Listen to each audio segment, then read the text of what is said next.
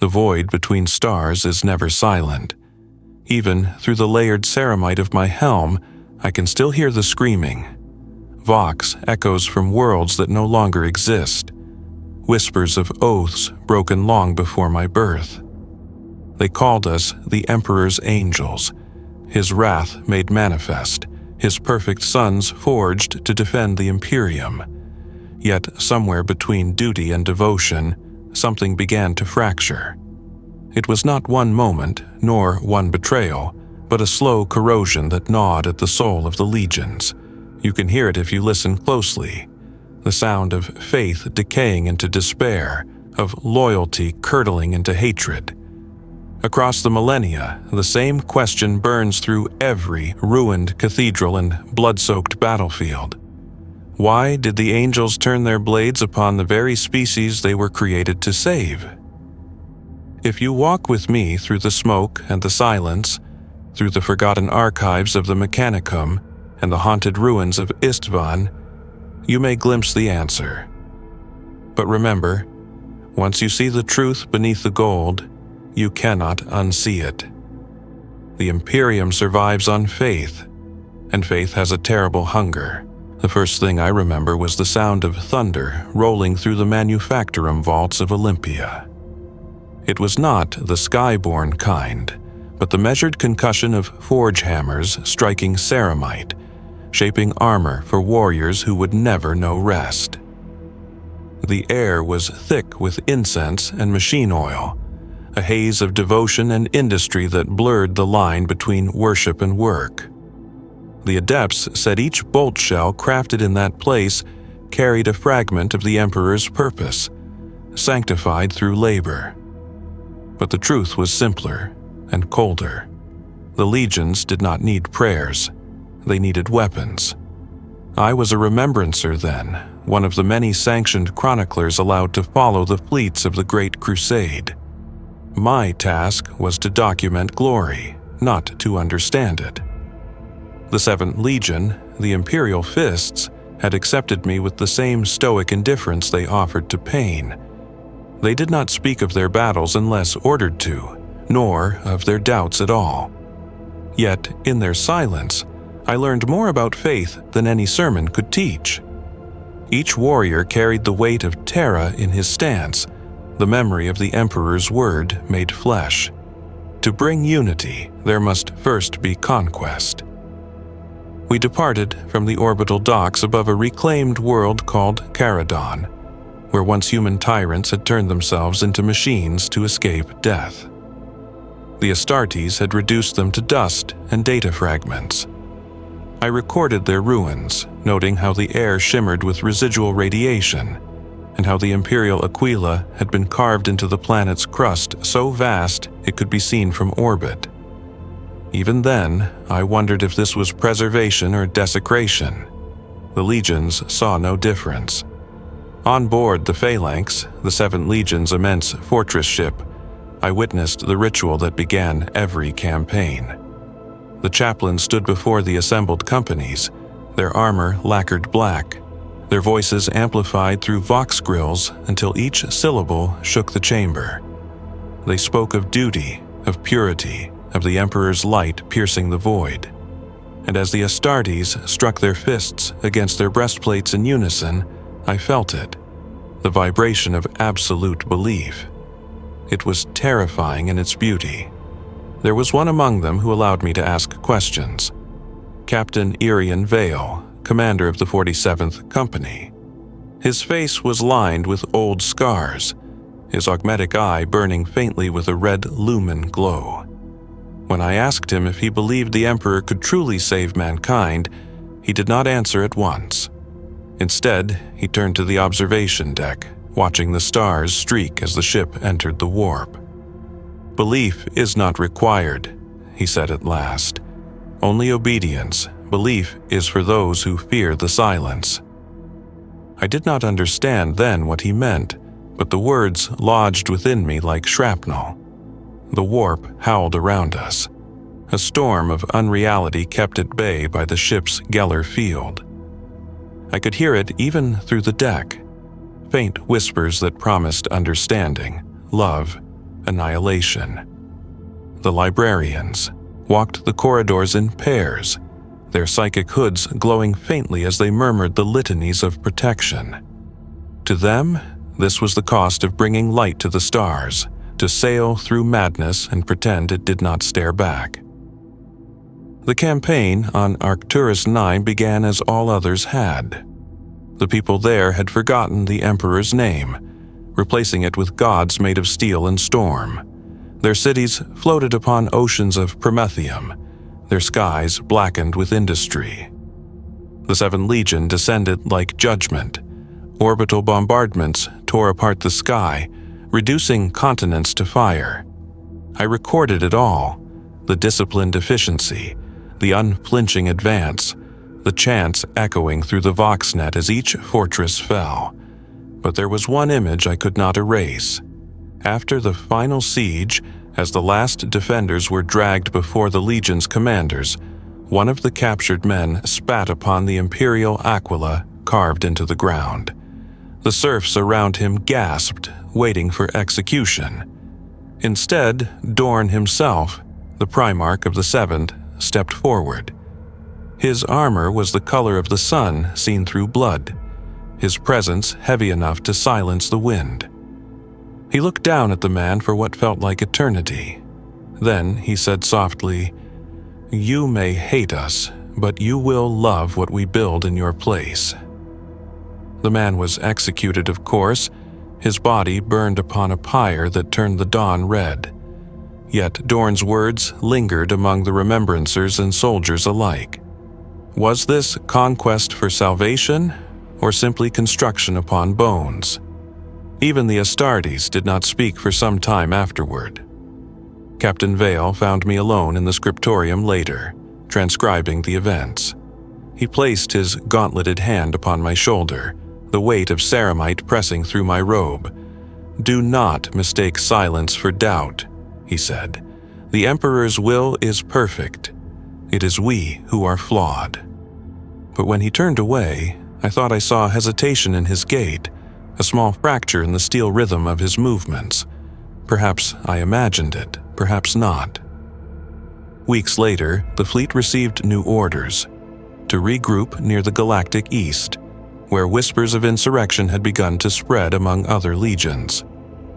The name Horus was spoken only in coded channels, accompanied by static distortion, as if even the Vox feared the word. The Imperial fists were to fortify Terra itself. The remembrancers were forbidden to record details, yet rumor seeped through every corridor. On the journey back, I noticed how the chaplain's sermons changed. The words grew harsher, the tone more desperate. They no longer spoke only of obedience, but of purity of thought, of vigilance against the seeds of corruption. And within their eyes I began to see fear, buried deep but real. One night cycle, I wandered the lower decks and found a servitor still murmuring fragments of a destroyed data slate. It repeated one line over and over in a broken vox tone. "Sons of fire and silence, sons of fire and silence." I did not know what it meant then, but I wrote it down. Perhaps it was a malfunction. Or perhaps, like many things aboard the Phalanx, it was a truth spoken by accident. When we reached the Sol system, I expected triumph. Instead, there was tension coiled in every corridor.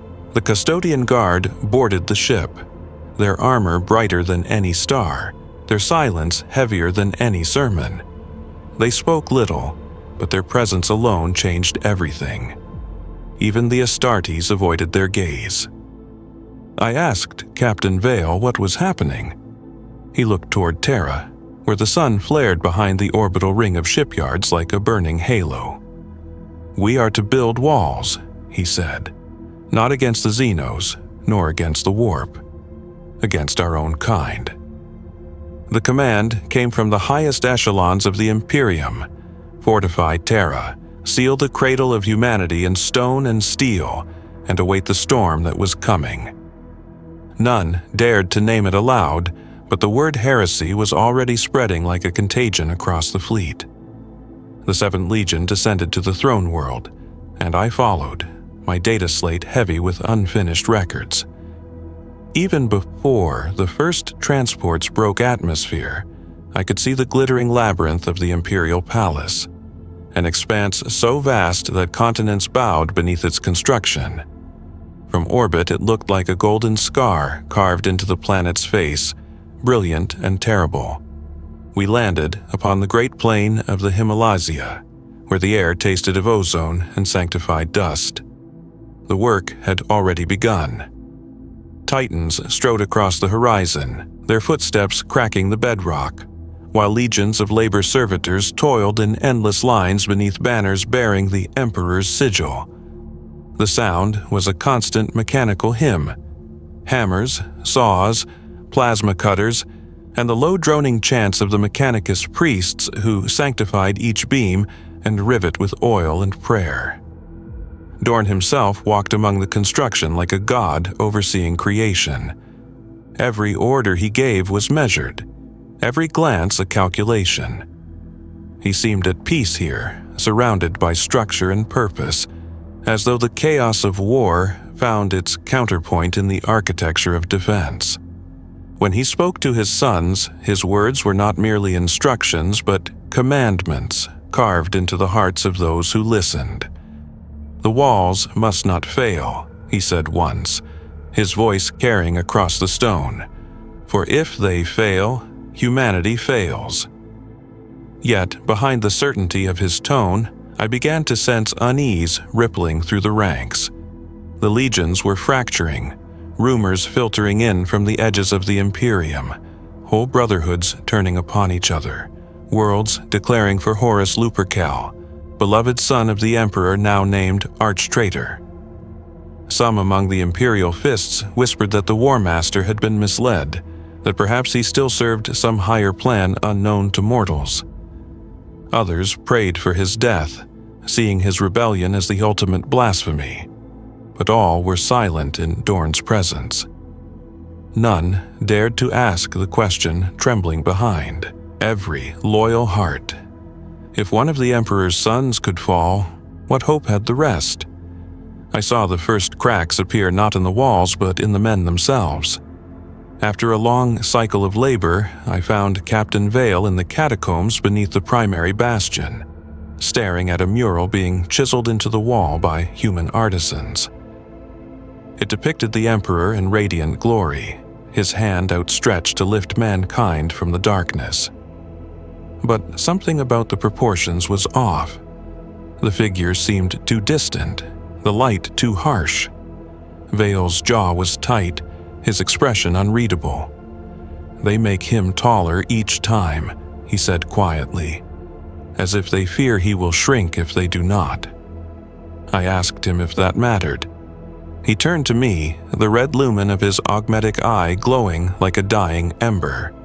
"It matters," he said, "because one day they will build him so high that none will remember the man beneath the god." The chaplain's sermons grew more fevered. They spoke of the War Master's fall as proof that doubt itself was heresy, that even thought must be guarded like a fortress. The Astartes listened in silence, their faces impassive, their eyes unreadable. But I saw how their hands tightened on their bolters, how the edges of their discipline began to fray. Some nights, distant from the command decks, I heard the sound of muffled voices through the bulkheads, Astartes reciting their oaths again and again, as if repetition might make them true. Then came the day the first transport arrived from the front, bearing refugees and wounded. They brought stories of planets burning, of brother fighting brother, of Primarchs turned against the throne. I remember standing on the embarkation platform as the hatches opened, the stench of scorched armor and blood filling the air. A sergeant staggered past me, half his face fused with melted ceramite, whispering over and over, "He walks among them. He walks among them." No one asked who he was. No one needed to. The storm outside grew closer. You could feel it even in the air of Terra, the static of dread, the weight of expectation pressing down upon every soul. The palace expanded daily, new bastions rising like mountains, each layer more fortified than the last. The Mechanicum Magi moved through the scaffolds like robed phantoms, chanting data prayers to appease their machine gods. Sometimes I would stand atop the half-finished battlements and watch the sun die behind the smog, and for a moment the world seemed already conquered, by fear, by faith, by the unspoken knowledge that something divine was unraveling. One night I found Vale in the Hall of Remembrance, a vast chamber lined with statues of fallen heroes from the Great Crusade. He stood before one, massive, weathered, its features eroded by time but unmistakably Astartes. "Do you know who this was?" he asked. I shook my head. "No one does," he said. "Names fade faster than faith. That is the Emperor's truth." He turned to me then, his voice low. "When we first marched beneath his banner, we believed we were freeing humanity. But now, I wonder if we were only replacing one kind of cage with another." Before I could answer, a klaxon blared through the corridors. Servitors scuttled along the walls, Vox voices screaming orders. Vale's expression hardened instantly, the philosopher buried beneath the soldier once more. "War comes," he said simply, "and with it, revelation." In the days that followed, the palace became a fortress of motion. Legions assembled, custodians took their stations, and word spread that Horus himself was moving upon Terra. The Emperor had withdrawn deep into the Golden Throne, attending to mysteries none dared question. His silence weighed more heavily than any decree. I recorded everything: the construction, the fear, the desperate prayers whispered by those who no longer expected to be heard. Yet, for all the grandeur, all the power, what haunted me most was the look in the eyes of the Astartes. It was not anger, it was sorrow, like men who had already glimpsed the end of all things and accepted it. On the eve of the siege, I walked once more through the lower halls. The air was thick with incense, the glow of lumen strips flickering across the golden reliefs of the Emperor Triumphant. Somewhere above, the guns of orbiting vessels began to thunder, their shockwaves trembling through the walls. And amid that tremor, I heard it again, the whisper I had first recorded aboard the Phalanx, carried now through the Vox chorus of the fleet. Sons of fire and silence. Perhaps it was an echo, or perhaps it was a truth that even the Emperor could not silence. When the first bombardment shook the heavens above Terra, it was as if the world itself inhaled. Every soul on the planet, from the lowliest servitor to the most exalted custodian, felt the same moment of stillness before the end began. I was within the palace walls when the first reports reached us. Outer orbital defenses breached, traitor fleets flooding through the void like a tide of metal locusts. The sky turned crimson as the orbital defense lasers ignited, and for the first time since the dawn of the Imperium, humanity's cradle trembled beneath its own children. The Seventh Legion stood ready. From the parapets of the Eternity Wall, the Imperial fists gazed toward the horizon, where the bombardment fire painted the clouds in molten gold. They did not speak. They did not pray. Their silence was its own form of worship. I stood among the mortal scribes who were ordered to chronicle the siege, our quills shaking as we wrote beneath the echoing blasts. Above us, the Aquilas carved into the walls seemed almost to weep molten tears as fragments of the upper atmosphere burned. Captain Vale commanded a defense sector near the Saturnine Gate, where the heaviest assaults were expected. His armor bore fresh scars from the long nights of preparation, each mark inscribed with a purity seal. When I asked if he feared the battle to come, he simply replied, "Fear is the privilege of the living. We surrendered it the day we became his weapons." Then, After a pause, his voice softened. "But sometimes, I wonder if the Emperor remembers the names of his weapons." Those words stayed with me as the first wave of drop pods struck. The ground shuddered, stone cracking like bone. The enemy came in endless numbers, traitor marines in corrupted armor, their once proud heraldry defiled by the sigils of the ruinous powers. Through the smoke, I saw them advance, banners torn, faces hidden behind snarling helms. They were not monsters, not in the beginning. They were brothers, sons of the same father, wielding the same weapons, wearing the same gene-forged hearts. The realization hollowed me. Humanity was witnessing its own execution by its own angels. The fighting was relentless. The air filled with the stench of promethium and charred flesh, the taste of dust and metal coating every breath. Bolter fire echoed through the corridors like the beating of a colossal heart.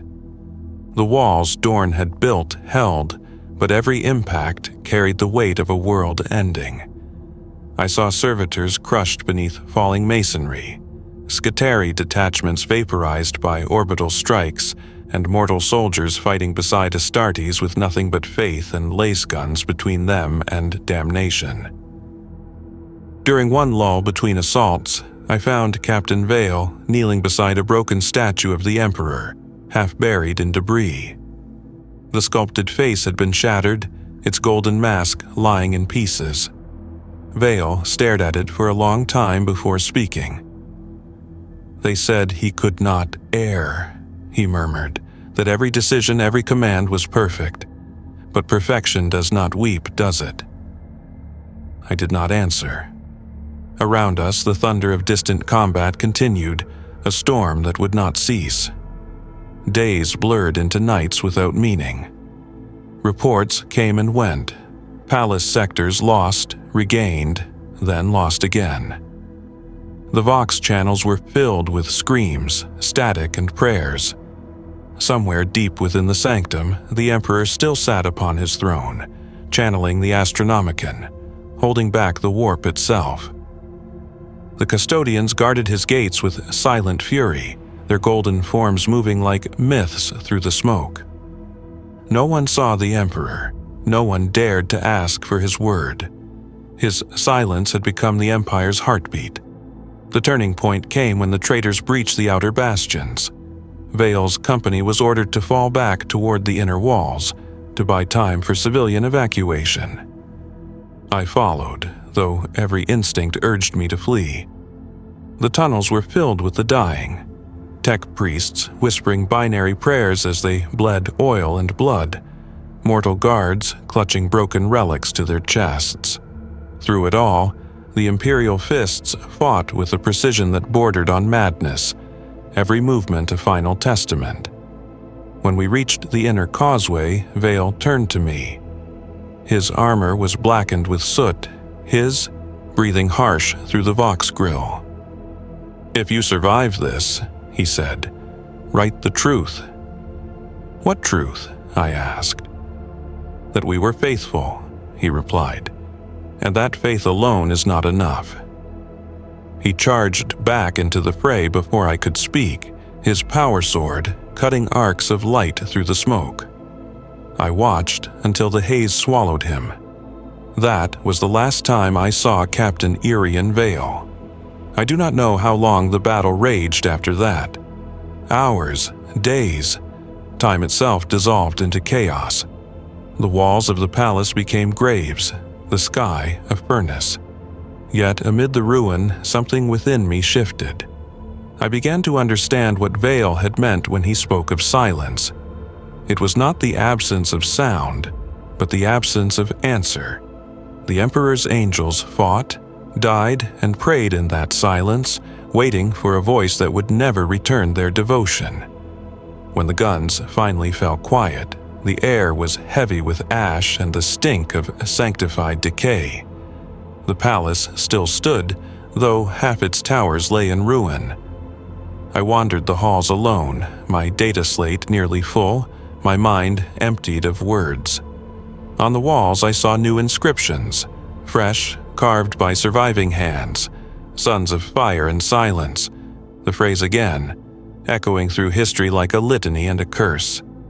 It was only later, when the siege had become legend and the survivors myth, that I realized what it meant. They were the Emperor's perfect creations, forged in fire, bound in silence. They had carried the light of humanity to the edge of the stars, and in return, humanity had forgotten how to see them as men. As I looked upon the ruins of Terra, I felt the faint hum of the Astronomicon burning above, and for the first time, I wondered if that light was not a beacon, but a wound, one that would never close. The Sons of Fire and Silence had done their duty, and in doing so they had begun the slow unraveling of everything they were meant to protect.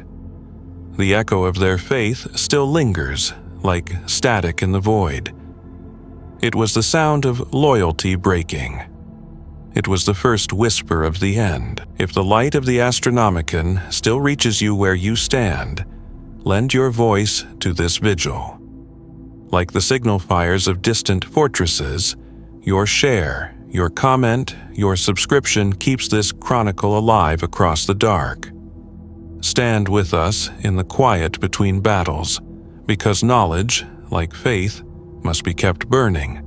The memory of Terra's thunder still haunted the void when the news from Istvan reached us. Even now, millennia later, historians name it the turning point, the moment when brotherhood became butchery. Yet those who were there do not speak of history. They speak of the smell, the oil-thick air, the burning promethium, the stench of flesh and ceramite fused together until they were indistinguishable. Istvan Fi was not merely a battlefield. It was the grave of faith itself. I was not meant to be there.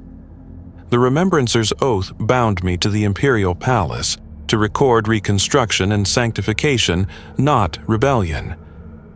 But the Ordo Historicus demanded witnesses, and so I was dispatched with a detachment of the Seven to document the Loyalist counterstrike.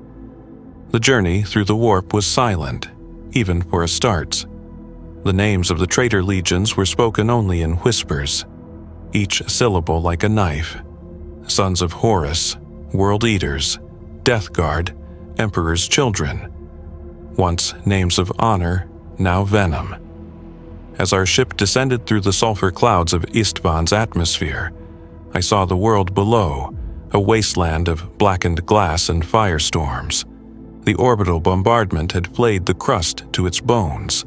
Mountains stood like burnt candles, and the rivers glowed with molten slag. No living thing moved. It was as though the planet itself had been executed. The silence pressed against the hull as if the very air refused to carry sound. We made planetfall upon a plain still steaming with chemical rain. The Astartes moved in disciplined lines, their yellow armor streaked with soot. I followed in their shadow, recording, observing, trying not to inhale too deeply. The air carried the metallic tang of blood and ozone, mingled with the sweet, sickly scent of decay. All around us, the bodies of fallen space marines lay scattered, thousands upon thousands, their armor cracked and blackened, loyalists and traitors alike, indistinguishable beneath the grime. The wind moved among them with the gentleness of morning. We found what remained of the Raven Guard first. Survivors, if such a word still applied. They were ghosts in black, their armor scorched, their eyes hollow. One of them, his left arm a ruin of torn fiber and exposed gene muscle, told me what had happened. He spoke in fragments, each word dragging itself through pain. They came, smiling, he said. They came to reinforce us. The Iron Hands, the Salamanders, they landed with banners raised. We thought salvation had come. He paused, staring past me at the burning horizon. Then they opened fire. That was the treachery of Istvan. Not the rebellion itself, but the second betrayal, the false reinforcement, the slaughter that followed.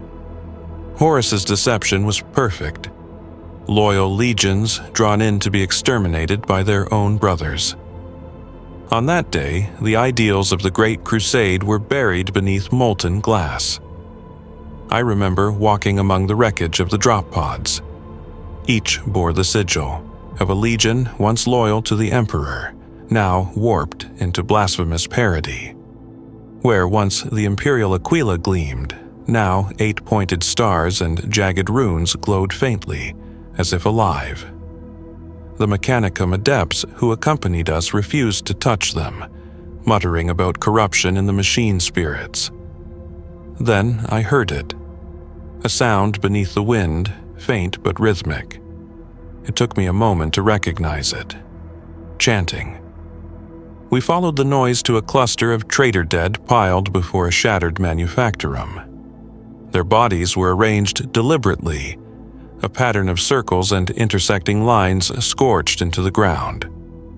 The smell was overwhelming, promethium and rot, and at the center of the formation, nailed to a pole of rebar, was a helmet. Its lenses glowed faintly red, still powered by some dying spark. The Vox unit inside whispered a single phrase on loop: "Glory to the War Master."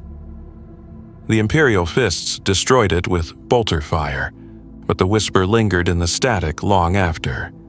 Even the Astartes seemed unsettled. I saw Captain Vale's replacement, Captain Theodric Mail, cross himself in the old Terran way, a gesture the Legion had long abandoned. When I asked what troubled him, he said, "Lies have power, even in death." As the days passed, we sifted through the ruins, collecting fragments of armor, data slates, and the remains of the fallen. The bodies were stacked in pyres that burned for weeks, their smoke blackening the sun. The adepts called the fire purifying, but the air reeked of despair.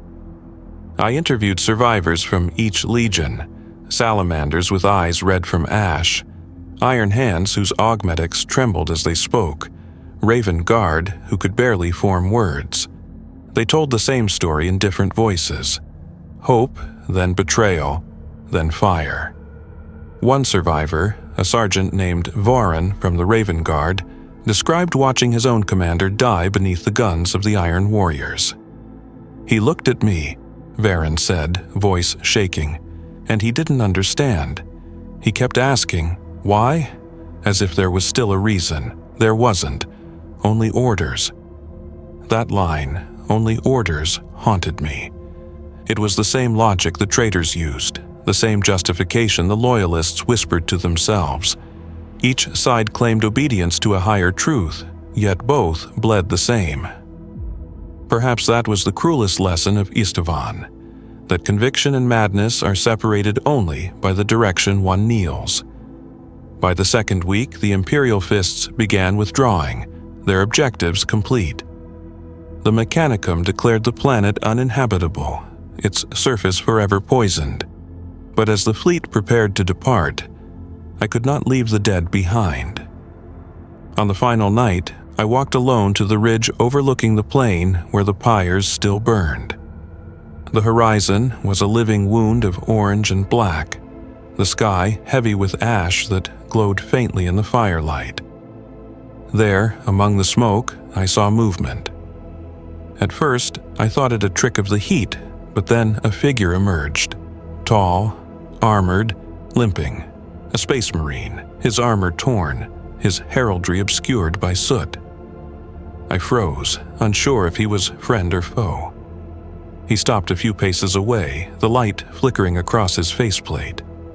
"You shouldn't be here," he said, his voice cracked and hollow through the Vox.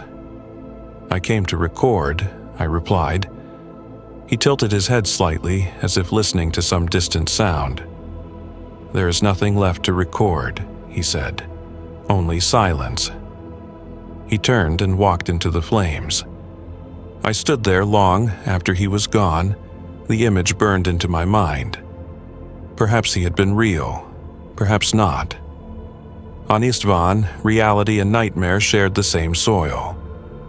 When the fleet finally departed, I watched from the observation deck as the planet receded into darkness, the fires still visible from orbit, tiny flickers across the blackened surface. I realized then that the light of those pyres would outlast the men who lit them. The galaxy would call it a massacre, a tragedy, a betrayal. But beneath the words, the truth was simpler. Istvan had stripped away illusion. It showed us what loyalty meant when stripped of love, what faith became when stripped of mercy. In the silence of the void, the Vox crackled. Someone, somewhere, was broadcasting on an open channel. A broken voice, distorted but unmistakably human, whispered through the static, "Sons of fire and silence, we are coming home." No one spoke. The transmission ended. And for the first time I understood, Istvan was not the end. It was the beginning of something far worse. The return journey from Istvan was a passage through grief.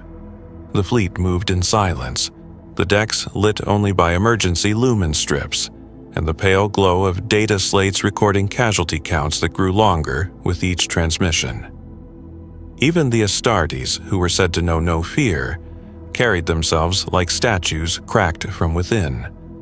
Every man aboard had seen something die on that planet, something older and more sacred than victory. The air in the observation decks was heavy with the tang of recirculated incense, burned to disguise the stench of smoke that seemed to cling to armor and flesh alike. I tried to write, tried to put to words the scale of the betrayal, but language failed. There were no metaphors vast enough, no hymns that could sanctify what had been done. The quill would tremble in my hand until ink pooled across the parchment like blood. Eventually, I simply watched the stars and let the words drown in the silence. Captain Mile summoned me to his quarters 3 days after departure. He stood beside a projection of Istvan's surface, the hololithic image flickering between shades of red and gray. His helm was off, revealing a face carved from exhaustion and dust.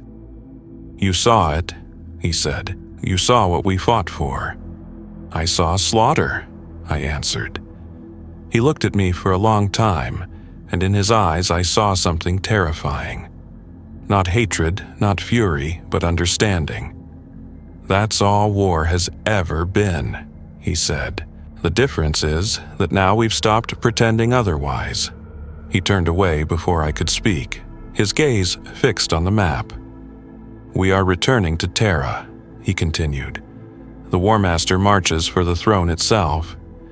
The walls we built will be tested. The Emperor's silence will be broken, one way or another." I wanted to ask what he meant, but he dismissed me with a wave, his attention already drifting elsewhere. As I left, I heard him whisper something, too quiet for the Vox pickups, but I caught the last word: forgiven. That night I dreamed of Istvan. I saw the surface again, molten rivers glowing like veins of some colossal corpse, the air full of voices that weren't words but echoes. When I awoke, the whisper was still there, faint through the ship's hull, as though the void itself was repeating it. Forgiven. I wondered if the Astartes dreamed too, or if their gene-forged minds were spared such hauntings. I never asked. When the fleet translated from the warp into the Sol system, the sight of the sun through the void should have been a comfort. Instead, it looked dimmer, sickly, its light filtered through the haze of defense platforms preparing for siege. The Mechanicum ships clustered like metallic insects around the orbital ring, and the Vox channels thrummed with encrypted prayers. The word Horus had become a curse, a signal for censorship, an erasure of memory. Every mention was scrubbed, every record sealed.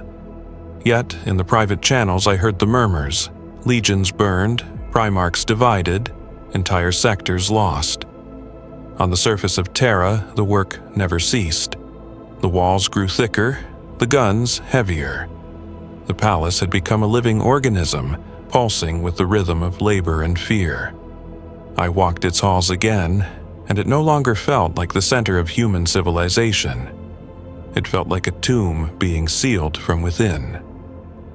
One evening, as I recorded the construction progress in the archives of the Sigillite, I was approached by a custodian. He did not give his name, only said the Emperor required all remembrancers to report to the Hall of Witness. We were led through corridors lined with marble and gold until we entered a chamber vast enough to house a Titan. At its center stood Rogel Dorn. His armor was darker now, the gold dulled by battle and fatigue. When he spoke, his voice carried the weight of the Imperium itself. "On Istvan," he said, "the galaxy learned the price of faith. You will record what comes next. You will make them remember." He paused, looking over the assembled chroniclers. "But you will not seek to understand. Understanding is not your duty. Truth in the Imperium is obedience." The words struck like hammer blows. Some among us nodded, eager to serve. Others, like me, felt a chill that had nothing to do with the cold air of the chamber. I realized then that even the loyal were afraid, not of defeat, but of knowledge. To question why the angels turned was to step too close to the edge of heresy. Later, I found Captain Mile outside the hall, standing beside a viewing port that overlooked the orbital ring. The light from the sun cast his armor in fractured shadow. "He's right," he said without turning. "Truth breaks men faster than war." "Then why keep fighting?" I asked. "Because something must stand," he replied, "even if it stands on bones." There was a sound then, a faint, almost musical hum reverberating through the station.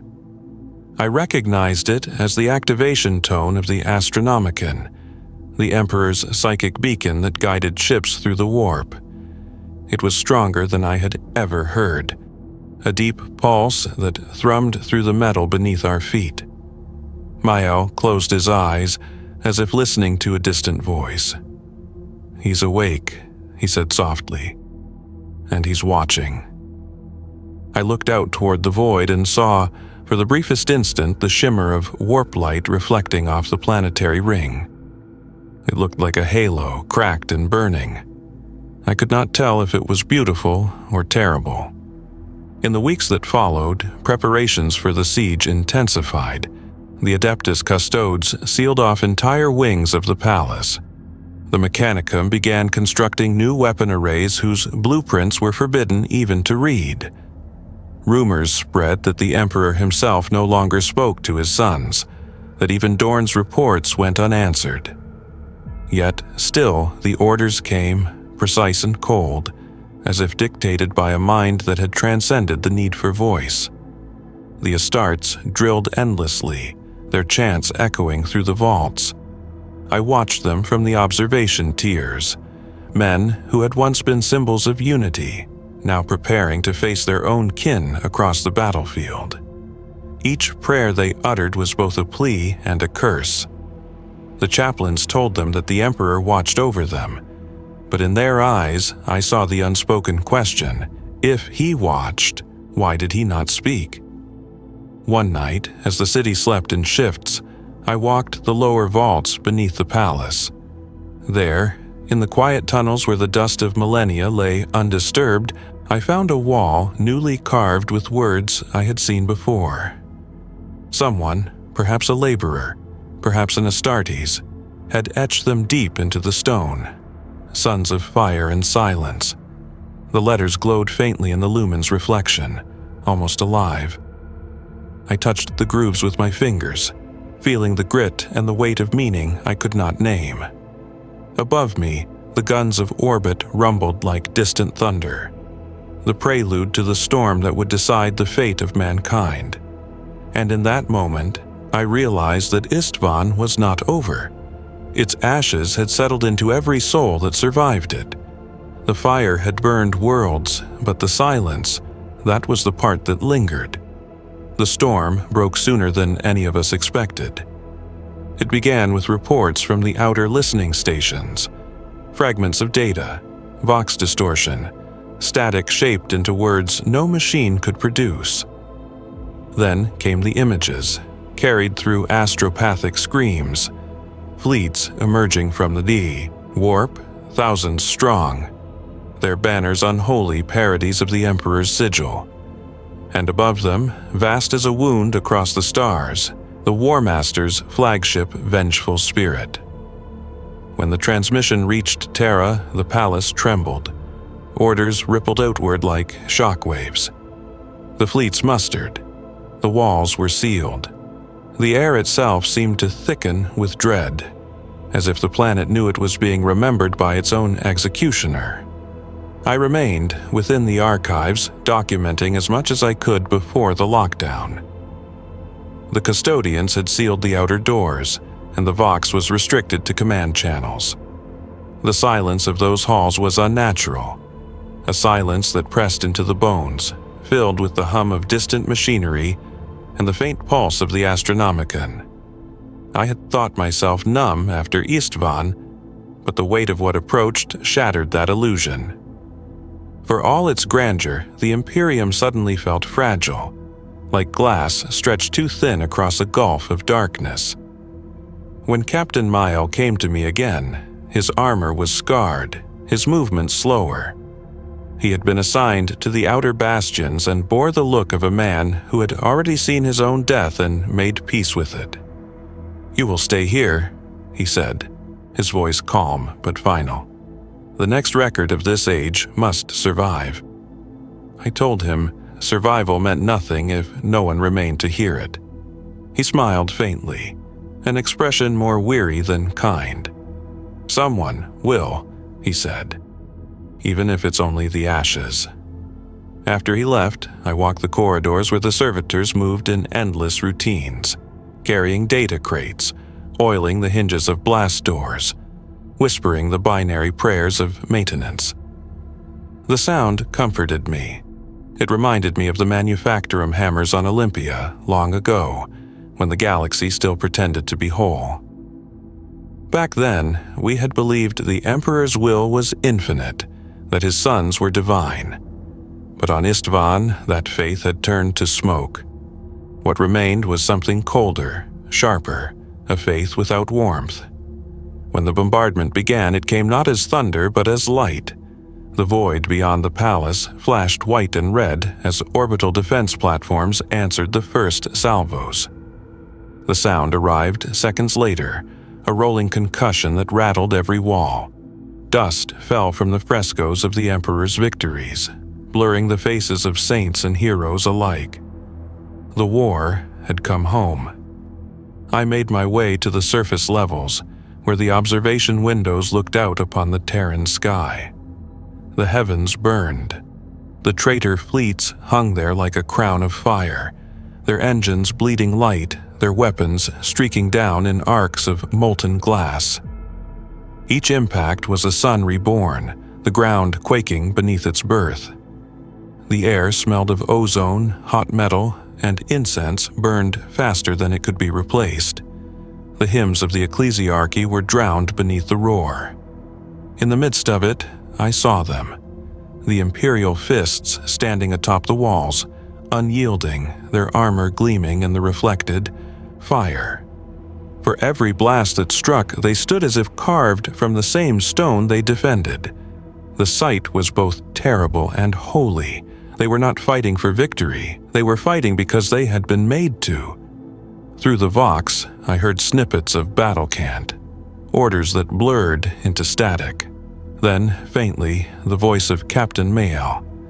"Hold the line," he said, "for the Emperor, for Terra, for what we still remember." Then the channel dissolved into white noise. Hours, or perhaps days, passed without distinction. The bombardment was ceaseless, the air perpetually filled with dust and flame. I took shelter within the lower sanctum where the archives were kept. Around me, other remembrancers sat in silence, too tired to weep, too afraid to speak. Somewhere above, the sound of bolters echoed like distant drums. At one point, the chamber doors opened and a squad of Astartes entered. They bore the marks of the imperial fists, but their armor was blackened, their heraldry half destroyed. One of them carried the limp body of Captain Mile.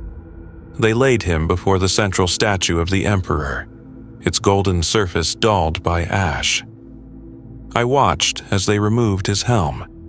His eyes were open, unseeing, yet his lips still moved faintly, forming one word over and over: forgiven. They left him there, the battle calling them back. I approached and knelt beside him. His armor was still warm. I wanted to close his eyes, but I couldn't bring myself to. He had died looking toward the sky, and perhaps he deserved to keep that last sight. The siege raged on for what felt like eternity. I do not know how many fell, nor how many times the walls nearly broke. I remember only the light, the endless, blinding light of war. Each explosion carved away another piece of the palace, another layer of hope. Yet the walls held. The Emperor remained silent, and the Astartes continued to fight, each strike an act of defiance against the inevitable. One night, as the bombardment paused, I stepped outside the shattered observatory. The air was cold, filled with drifting ash that glowed faintly in the reflection of the burning horizon. For a moment, all was still. The stars above flickered like dying embers, and I thought I heard whispers carried on the wind. Not words, but echoes. The residue of all those who had died believing they were right. Sons of fire and silence, the wind seemed to say, you have built your pyre well. I looked toward the golden palace, where the Astronomican's light pulsed through the storm clouds like a bleeding wound, and I understood that this was not just a war for survival. It was a reckoning, for every truth buried beneath faith, for every silence mistaken for divinity. Captain Miles' body was gone when I returned. Only his sword remained, half buried in dust. I left it there. Some relics are too heavy to carry. When the siege ended, when the traitors fell back and the Emperor's broken body was entombed upon the golden throne, the world we had known was already gone. What replaced it was not peace, but endurance. The slow, eternal breathing of an empire built on mourning. I recorded it all. I wrote until my hands bled, until the parchment tore beneath the weight of history. But the words that haunted every line were always the same, carved into the memory of every survivor who had stood beneath that burning sky. They were not angels. They were men. And men break. That was the lesson of Istvan's ashes. Not betrayal, not heresy. Just the truth that the Emperor's sons, like the Imperium itself, could not escape the silence that had birthed them. And in that silence, faith began to rot. After the siege of Terra, the galaxy exhaled, but it was not a sigh of relief. It was the rasp of a dying man who realizes he will live long enough to feel his wounds. The smoke had barely lifted from the palace before the rebuilding began. Titans lay half buried in the ruins, their machine spirits keening in static despair. The rivers that once glittered across the Himalayan plateau had turned to channels of mud and ash, flowing sluggishly around mountains of rubble. From those depths, the dead were exhumed in silence, wrapped in banners that no longer meant what they once had. I remained upon Terra, though part of me wished to flee to some forgotten corner of the Imperium, somewhere untouched by the sound of bolter fire or the echo of sermons. But the Sigillites' order was clear, record, without interpretation. Truth, they had told us, was a luxury the Imperium could no longer afford. So I wrote not what was true, but what could be endured. The first time I saw the Emperor after the siege, if it can be called seeing, I stood among a crowd of adepts and priests as they lowered his shattered form onto the throne. He did not move, though his golden armor glowed faintly beneath the lumen fields. The custodians surrounded him, their halberds grounded in ceremonial silence. Somewhere above, the Mechanicum chanted the litanies of preservation, their voices thin and metallic through vox filters. They spoke of divine transference, of a god's body sustained by the will of mankind. Yet, as I watched the cables sink into his flesh, I saw no divinity, only endurance. The Astronomicon blazed brighter than ever, a spear of light through the warp. They said it was his mind that powered it, that even as his body decayed, his consciousness guided every ship through the storm. But to me, the light seemed less like guidance and more like a scream frozen in eternity. I wondered how many could see it and not hear the agony within. As months passed, Terra transformed. The scars of war were not healed, they were gilded. New cathedrals rose upon the bones of the old, their spires aimed heavenward in eternal supplication. The administratum spread like fungus through the ruins, its clerks transcribing prayers into decrees, its scribes turning grief into policy. The Adeptus Custodes sealed the inner palace, admitting no one beyond its sanctified halls. And above all, the Ecclesiarchy grew. They began as mourners, gathering in the shadow of the Eternity Gate to sing hymns for the fallen. But sorrow has a hunger, and soon it demanded structure. Chaplains became preachers, preachers became cardinals, cardinals became something else entirely. Architects of faith. The stories they told changed with each retelling. The Emperor's silence became deliberate, his immobility a gesture of divine vigilance. His eyes, closed in death, were said to watch over all. I attended one such sermon out of obligation. It was held in what remained of the Hall of Valor, the walls still, blackened by fire. The preacher stood upon a dais carved from the hull of a destroyed drop pod. His voice was hoarse yet filled with fervor, echoing through the chamber as he spoke of the Emperor's will. "He is not gone," the preacher cried. "He sits upon the throne not as a man, but as the light of all mankind. His silence is his mercy, his stillness his sacrifice." The crowd answered in unison, chanting his name as though their voices could fill the void where his once had been. I watched their faces, mortal and Astartes alike, and saw in them a strange peace. The same peace I had seen in dying soldiers on Istvan, when faith became the only thing left to hold. Afterward, I walked among the congregation as they dispersed. A young scribe, her robe still stained with ink, approached me. "You were at the palace during the siege," she said. "You saw him, didn't you? The Emperor himself?"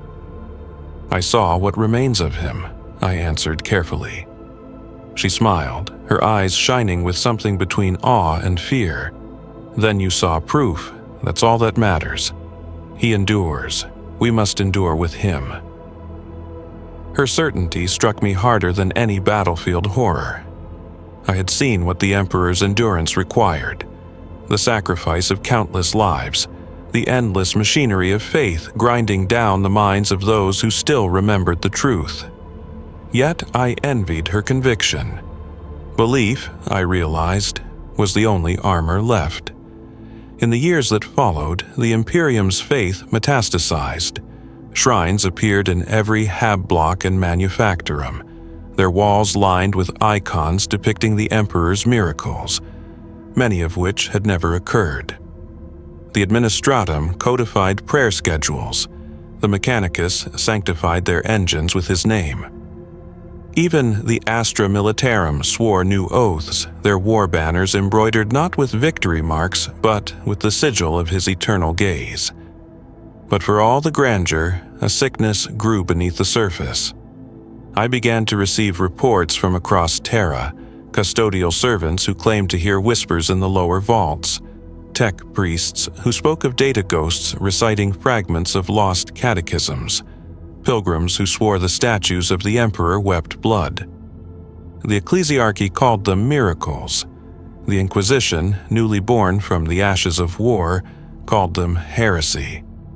I witnessed one such miracle myself.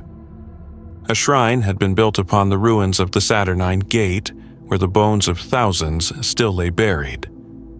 The faithful gathered there to pray, their chants resonating through the broken archways. As the sun set, the light caught the fractured mosaics, and for a moment the image of the Emperor seemed to shimmer. Some claimed his eyes opened, that they saw golden fire behind the stone. Others fell to their knees, convinced it was a sign. I saw only sunlight and dust, but the air was thick with something undeniable, something that felt like memory taking shape. That night, I returned to my quarters and played back the Vox recordings. Through the static, I heard voices I did not remember recording, low, overlapping, speaking in cadence like a litany. I slowed the playback, filtered the distortion, and realized they were repeating the same phrase. He waits in silence. The words sent a chill through me. I remembered Captain Vale's voice aboard the Phalanx, the whisper of the servitor's broken chant, the echoes carried by the dying on Istvan. It was the same refrain, spoken now through machines and ghosts alike. Sons of fire and silence. Perhaps it was only my mind assembling patterns where none existed, or perhaps something within the Imperium had learned to speak through us. The residue of faith given voice by despair. Either way, I could not escape it. Every corridor, every Vox channel, every prayer seemed to carry that same undertone. Silence, not as absence, but as presence too vast to bear. And so I kept writing, though the words no longer felt like mine. Each page became a confession, each record a prayer I did not believe in. I had become what the Imperium itself had become, a vessel filled with echoes, haunted by what it refused to understand. Years became decades, and still the Emperor's voice did not return. Yet the longer his silence stretched, the louder his worship grew. Across the stars, planets bled themselves dry to build monuments in his name, cathedrals the size of continents, their spires reaching so high into the void that their shadows circled entire worlds. The faithful called this the Age of Restoration, though the wiser among the Adeptus Terra whispered a different name, the Age of Forgetting. On Terra, I was granted clearance to record the restoration of the inner sanctums, the chambers nearest the Golden Throne. The light there was blinding, refracted through fields of sacred energy that hummed like distant choirs. The air itself felt heavier, saturated with the psychic residue of the Emperor's power. Even the custodians who guarded the gate wore expressions of awe and weariness, as though centuries of silent vigilance had begun to erode their certainty. One of them, a warrior whose armor bore no insignia, spoke to me as I passed. "You carry words," he said, his voice low, distorted through his Vox grill. "Be careful what they become. In this place, even a whisper can shape the future." I asked what he meant, but he did not answer. He merely turned and resumed his vigil, his golden spear glinting in the unnatural light. I wondered then how many words had been spoken in the Emperor's presence, how many prayers had been born and died unanswered, absorbed by that great throne of agony. The throne itself was not what I expected. It was vast, a machine beyond comprehension, cables thicker than trees, golden panels etched with circuitry that pulsed like veins. The Emperor's body was fused into it, motionless, ageless, his skin pale as polished bone. He looked less like a god than a relic of one. His head was bowed slightly, as if in thought or exhaustion. Around him, robed tech priests moved with reverent precision, their voices rising in the binary hymns of maintenance. As I watched, I felt something stir within the air, a vibration, subtle yet inescapable, like the heartbeat of the planet itself. It resonated through my bones, and for an instant I thought I heard words within it. Not in any language I knew, but in rhythm, like the rise and fall of breathing. I found myself whispering back, though I did not know what I was saying. One of the tech priests turned toward me, his mechadendrites twitching. "Do not speak," he warned. "The machine god listens through him now." That phrase haunted me. Through him. The Mechanicus had always worshipped the Omnissiah, but now they claimed the Emperor had become it, a living conduit between flesh and machine. For them, this union was divinity. For others, it was heresy cloaked in holiness. I left the sanctum trembling. Outside, the corridors thrummed with activity. Administratum scribes carrying data slates like holy relics, Ecclesiarchy priests blessing shipments of ammunition as though they were sacraments, soldiers kneeling before icons before marching to die. Faith had become infrastructure, a mechanism to keep the Imperium breathing. Yet beneath the surface, cracks widened. Reports reached me from far-off worlds, entire systems falling silent, not to rebellion, but to apathy. On the world of Tethra, a missionary fleet vanished after declaring that the Emperor's divinity was a lie. On Cygnes IV, a cult of Astartes' relic worshippers claimed that fragments of their Primarch's armor had begun to speak to them, and in the Halo stars, rumors spread of angels seen walking among the ruins. Pale figures in gold, their faces hidden, their voices speaking words that drove mortals to madness. The Ecclesiarchy called these stories blasphemy. But in the quiet of my cell, I wondered if they were something else. Echoes of the same silence that had haunted us since the siege. The Emperor no longer spoke, yet somehow his will still moved through the galaxy, refracted through human interpretation like light through fractured glass. Every sect, every creed, every prayer was just another attempt to translate the untranslatable. One night, I was summoned by a scholar of the Ordo Astartes, a woman named Lyra Vayan.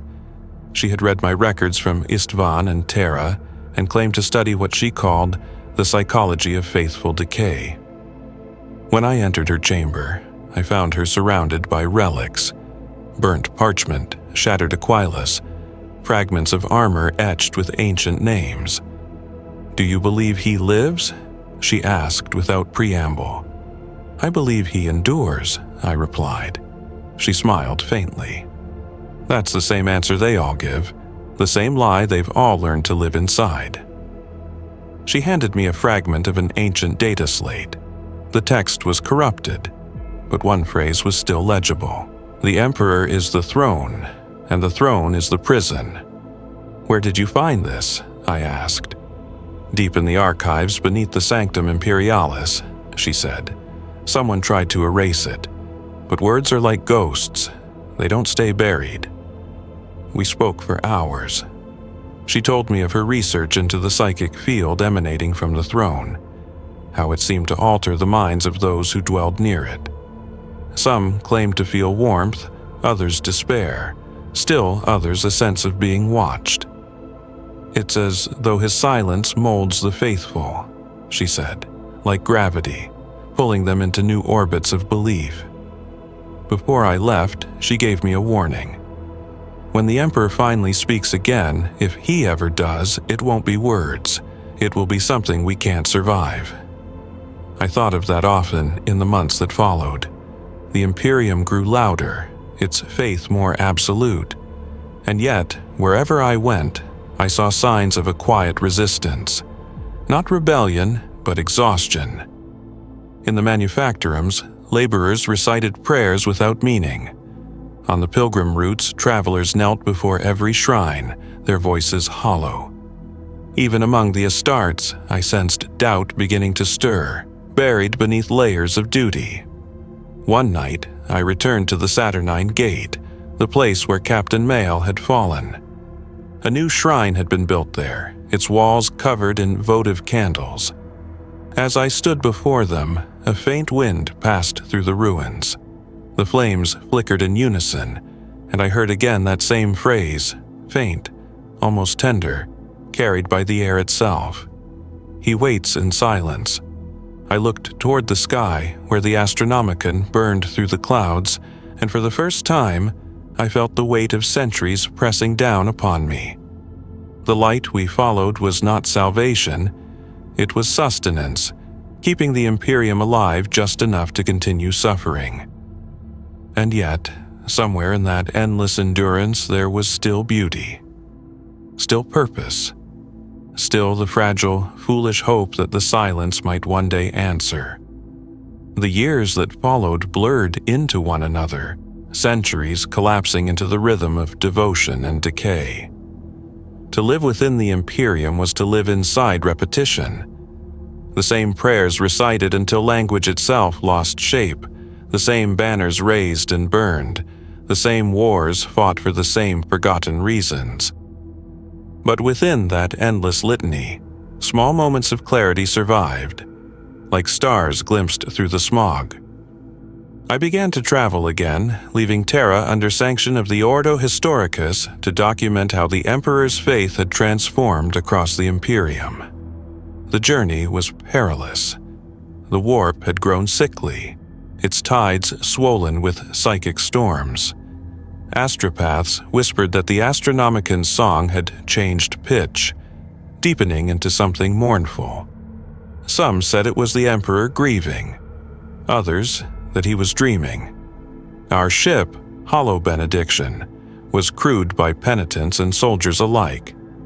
Each day began with prayers to the machine god and ended with hymns to the Emperor, their voices hoarse but unwavering. I listened, but I did not join them. The words had become hollow to me, yet their rhythm still carried a strange comfort, as though they bound the ship against the madness outside. Our first stop was Varaxis Prime, a world once blessed with beauty, now choked by its own devotion.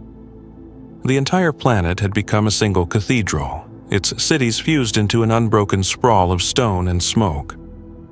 Every surface was carved with the Emperor's likeness, every tower a sermon in architecture. The people moved through the streets in slow processions, their faces masked by incense, their hands blistered from holding candles. When I asked one priest why they prayed so constantly, he smiled as if explaining something simple to a child. Because if we stop, he said, he might notice. In the cathedrals of Varaxis, the air trembled with music that was more machine than melody. Vox loops repeating fragments of ancient hymns, their distortion woven into the liturgy. The walls vibrated with it. Some said that if you listened long enough, you could hear the Emperor's breath within the static. I listened. What I heard was not breath but heartbeat, slow and infinite, echoing through the stone. From there, I traveled to the mining world of Randa 7, where faith had taken a different form. The people there did not pray aloud. They had learned silence, speaking only through carved symbols etched into rock and steel. The governor, a blind man named Hesh, explained it to me. The Emperor hears all things, he said, but he answers in silence, so we mirror him. To speak too much is to presume to know his will. Their minds stretched deep into the planet's crust, their tunnels lined with glyphs glowing faintly blue in the darkness. Some were prayers, others warnings, others still beyond translation. When I asked about their meaning, Hesh only said, "They are not written for us." I stayed there for several weeks, recording the quiet rituals of a faith that had learned humility. At night, I would walk through the tunnels and feel the vibrations of distant mining drills. Sometimes the rhythm of the drills matched the beat of my own heart, and I wondered if somewhere deep beneath the crust, something vast was listening. My last journey took me to the edge of the Segmentum Pacificus, to a world once known as Heraklion. It had been reduced to ruin by a xenos incursion decades before, yet pilgrims still came. They said the emperor's tears had fallen there during the siege, that his sorrow had sanctified the soil. When I arrived, I found the ground covered in glass. The wind sang across it, producing a sound like distant voices. The pilgrims called it the Choir of the Lost. I sat among them for 3 days, listening. The sound was mesmerizing, neither wind nor music, but something between. One night, an old woman turned to me, her eyes reflecting the faint light of the shattered plains. "Do you hear it?" she asked. "I hear the wind," I said. She shook her head. "That's not wind, that's the ones who still believe, calling to him." "And does he answer?" She smiled, toothless and serene, always, but not in words. Her faith was not naive, it was resigned. She knew, as I did, that silence was not absence but endurance. The Emperor did not speak because there was nothing left to say. The galaxy he had tried to save had become its own prayer, endless and unanswered. When I returned to Terra decades later, the world had changed again. The cathedrals were taller, the skies darker. The Ecclesiarchy had declared a new era, the era of the God Emperor. The title was official now, carved into the very walls of the palace. Statues of saints lined the streets, their faces modeled after warriors long forgotten. The people bowed as they passed, whispering blessings that had become instinct. I walked once more to the base of the Eternity Gate. The candles burned in their millions, their flames forming a tide of gold. Pilgrims knelt shoulder to shoulder, their whispers merging into a single sound, a vast, living hum that filled the air like breath. I realized then that this was the Imperium's true music, the sound of unending faith grinding against the stone of despair. A custodian stood nearby, his armor tarnished from centuries of vigil. I asked him if he ever grew weary of guarding a god who never spoke. He looked at me for a long moment, and his voice was soft when he finally answered. "He does speak," he said. "You're just listening for the wrong words." He turned away, and I was left standing amid the candlelight, the air thick with heat and prayer. I listened. For a heartbeat, I thought I heard something. Faint, like a whisper traveling through the marrow of the world. It was not command, it was not benediction, it was sorrow. And in that sorrow, I finally understood the silence that had haunted the galaxy since Istvan was not divine neglect. It was grief made infinite. The Emperor had given everything, his sons, his body, his voice, and in return, humanity had turned his sacrifice into ritual. Every prayer, every battle, every death was just another echo of his mourning. As I left the gate, the wind carried the sound of distant chanting. The same phrase I had heard since the beginning, carried through centuries of faith and blood and silence, sons of fire and silence. But this time, it did not sound like lamentation. It sounded like remembrance. The galaxy was broken, yes, but in that brokenness it still remembered who it had been. And perhaps that memory was the closest thing to salvation we would ever have. The galaxy that emerged from the Great Heresy was a wound that refused to close. Centuries passed, and still the Imperium bled, slowly, ceaselessly, into the void. Yet from that wound, a kind of light was born. It was not the light of salvation or reason, but of endurance, the radiance of a fire that continues to burn because it cannot do otherwise. And at its center, seated upon a throne of gold that had long since become both tomb and beacon, the Emperor endured. They said the throne's glow never dimmed, that the Astronomicon pulsed with unwavering brilliance, guiding ships across the nightmare tides of the warp.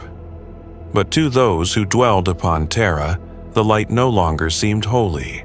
It had become oppressive, a constant glare that turned night into a perpetual dawn. From orbit, the palace resembled a second sun, a vast furnace of devotion consuming all who came too near. By then, I had become old, though age meant little on Terra, where time was devoured by bureaucracy and prayer. My hair was white, my hands trembled as I wrote, but the administratum still found use for chroniclers who remembered the age of the siege. I was summoned once more to the inner palace to document what they called the renewal of the throne, a ritual of maintenance so intricate that it bordered on sacrament. When I entered the sanctum, the air hit me like a wall of heat. The chamber was vast, alive with machinery that hissed and groaned like something breathing. The Emperor's form was still as stone, his armor fused deeper into the throne's machinery with each passing century. Hundreds of tubes, wires, and conduits snaked from his body into the golden core, each one pulsing faintly with light. The tech priests moved like ants around a god, their chants overlapping in binary tones that echoed through the metal caverns. They called it synchronization. The process took weeks, during which they claimed to align the Emperor's psychic resonance with the heart of the Astronomicon. I watched from the gallery above, surrounded by robed Mata and silent custodians. Every so often, a flare of blinding light would ripple across the chamber, and in that instant I would glimpse the Emperor's face illuminated. Not serene as the frescoes depicted, but contorted. Agony frozen into eternity. I asked one of the Magi how such torment could coexist with divinity. He turned his skull-faced mask toward me and replied, "Divinity is torment. Only the infinite can suffer without ending." His words struck me more deeply than I expected. I thought of the billions who prayed to this unmoving figure, who believed his silence was compassion rather than consequence. I thought of the cathedrals stretching across worlds, their spires pointing accusingly toward the heavens. And I wondered, was the Emperor's endurance truly voluntary, or had he too become prisoner to the very faith he inspired?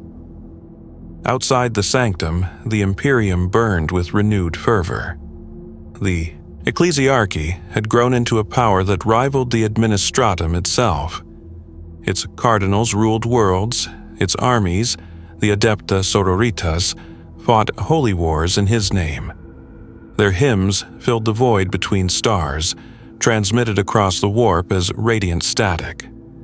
The sisters' zeal was unmatched. They burned worlds for heresy and called it purification. Yet behind their devotion, I sensed fear. Faith no longer united humanity, it chained it. I traveled to the ecclesiarchal palace on Terra to witness the Feast of Illumination, a ritual celebrating the Emperor's eternal vigilance. The crowd numbered in the millions, pilgrims from every corner of the Imperium. They filled the plazas like a living sea, their torches blazing in the smog. From a marble dais, the ecclesiarch raised his hands and declared, "The Emperor sees all, forgives all, commands all." The crowd roared as one. I looked upon their faces, raw, desperate, exultant, and saw no trace of peace. Only hunger. A hunger to believe that the pain meant something, that the silence was deliberate. Later that night, I found myself wandering the lower catacombs beneath the palace, where the light of the throne did not reach. The air was thick with dust and candle smoke. There, I encountered a group of pilgrims kneeling before a crude mural painted on the wall. It showed the Emperor not as a god, but as a man, tired, bleeding, reaching toward something unseen. A woman noticed me watching and beckoned me closer. "We pray for his release," she whispered, "for the day he is allowed to rest." "That is heresy," I said automatically. She smiled faintly. "Then let it be heresy. Even gods deserve mercy." I left them in silence, their whispers echoing behind me. For the first time, I understood the paradox that sustained the Imperium. It could not exist without its god, yet its god could not survive the weight of its existence. When I returned to the upper levels, the light of the throne was dimmer than before. The tech priests called it fluctuation, nothing more, but I saw panic in their movements, subtle yet real. They whispered among themselves of psychic turbulence, of storms in the warp growing stronger. Some claimed that the Emperor's essence flickered, that the Astronomicon faltered for heartbeats at a time. The Void Navigators called these moments blind hours. Rumors spread faster than the priests could suppress them. Ships vanishing mid-transit, worlds falling into silence, entire sectors reporting sightings of spectral figures, winged forms of light walking the battlefields, speaking in voices that broke minds. The Ecclesiarchy declared them manifestations of the Emperor's will. The Inquisition burned anyone who suggested otherwise, but the stories would not die.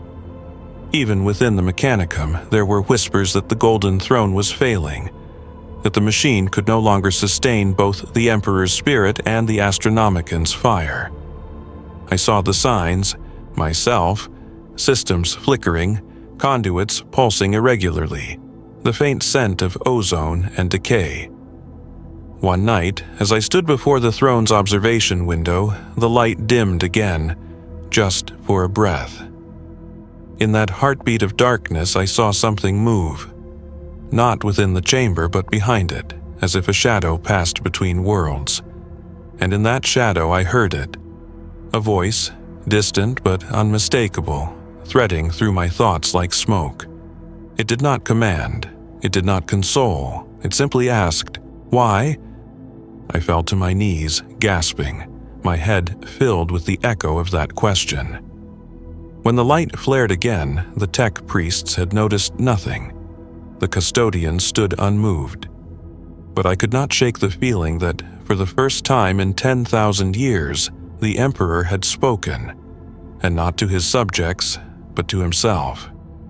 The voice haunted me long after that night. It was not sound in the ordinary sense, not a vibration of air or the hum of psychic interference. It was more like memory speaking through marrow. For weeks, I told myself it had been exhaustion, some hallucination born of long hours in the sanctum's light. But denial is a fragile armor. Every time I closed my eyes, I saw that moment again. The brief flicker of darkness, the weight of the question. Why? The word pursued me through the corridors of the Imperial Palace. Even the walls seemed to murmur it. Every piece of marble and metal here was a relic of sacrifice.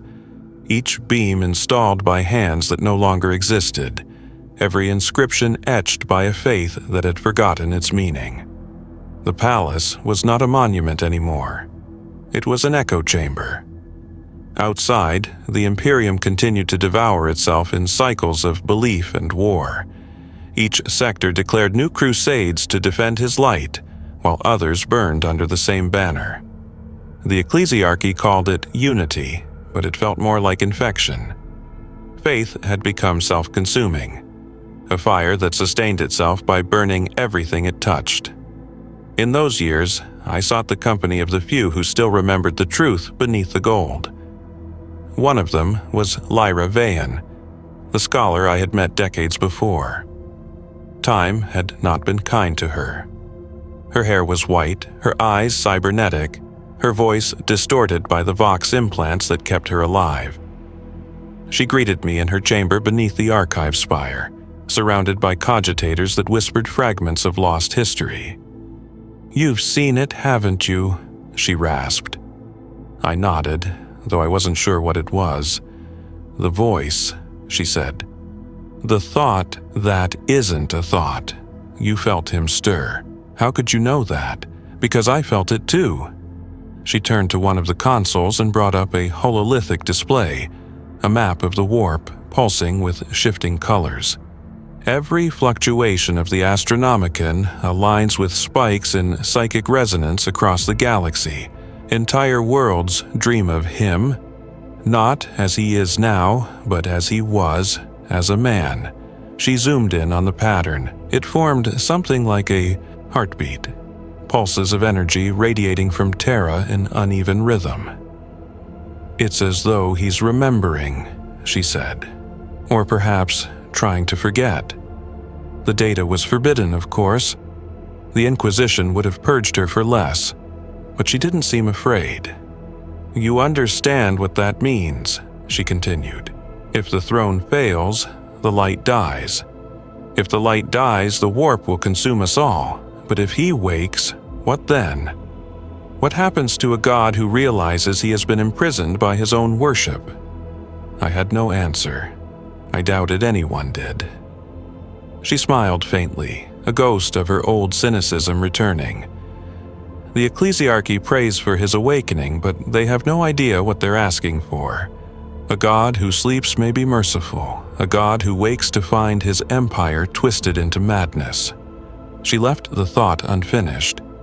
When I returned to my quarters, I found a data slate waiting for me. It bore no seal, only a single phrase etched into its surface. "The throne remembers." Inside was a recording, audio only, full of static. But beneath the distortion, I heard it again. That same heartbeat rhythm, the faintest trace of a voice repeating words I couldn't quite discern.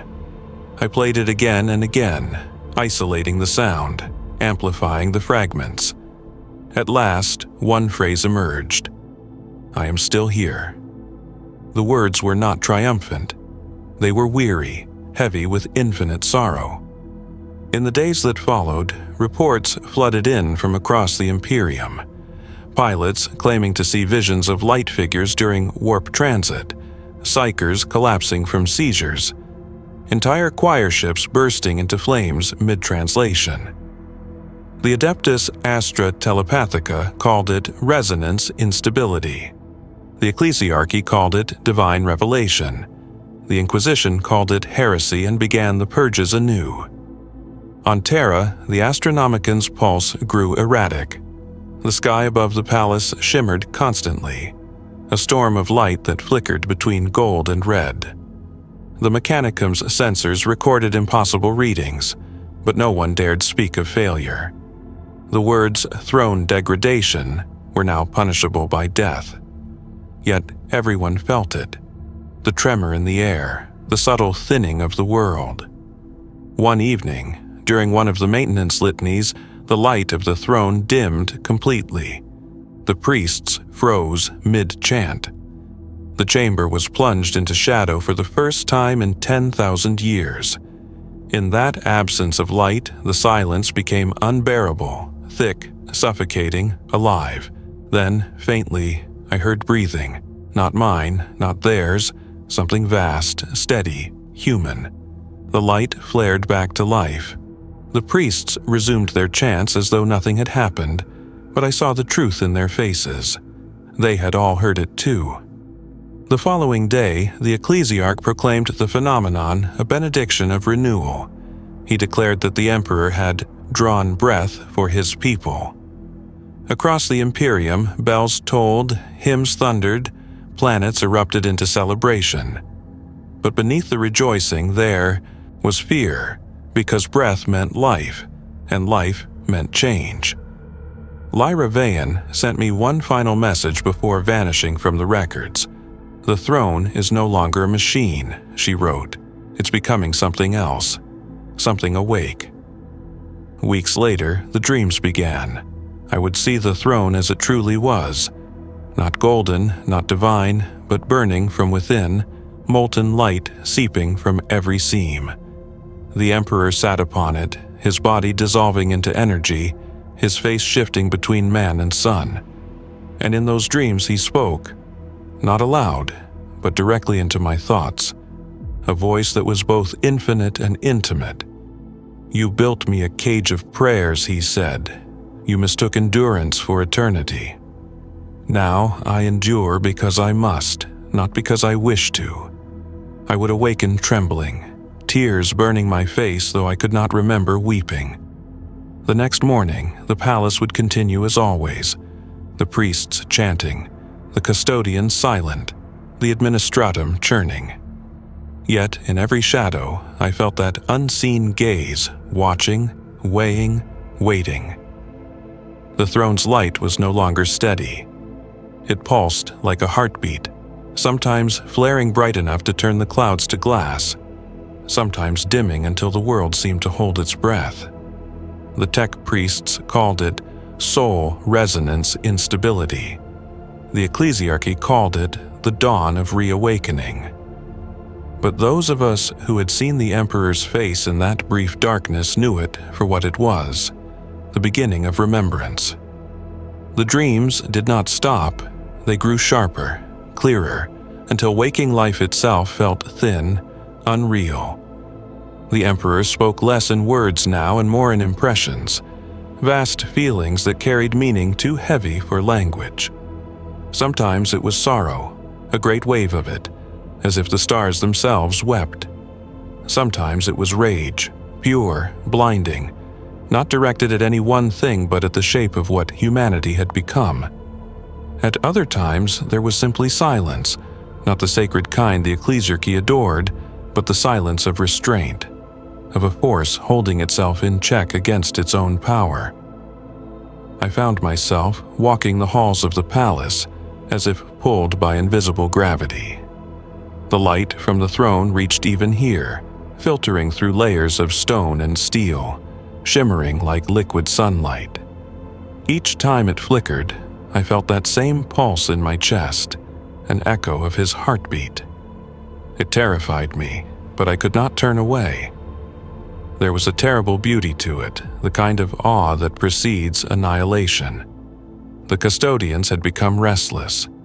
I saw it in the way they moved, tighter formations, faster responses, as though preparing for an event none dared name.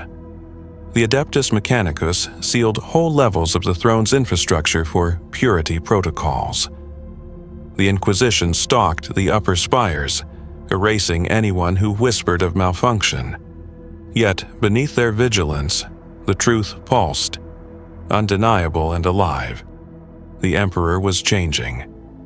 Lyra Vane's last message returned to me like prophecy. The throne is becoming something, awake.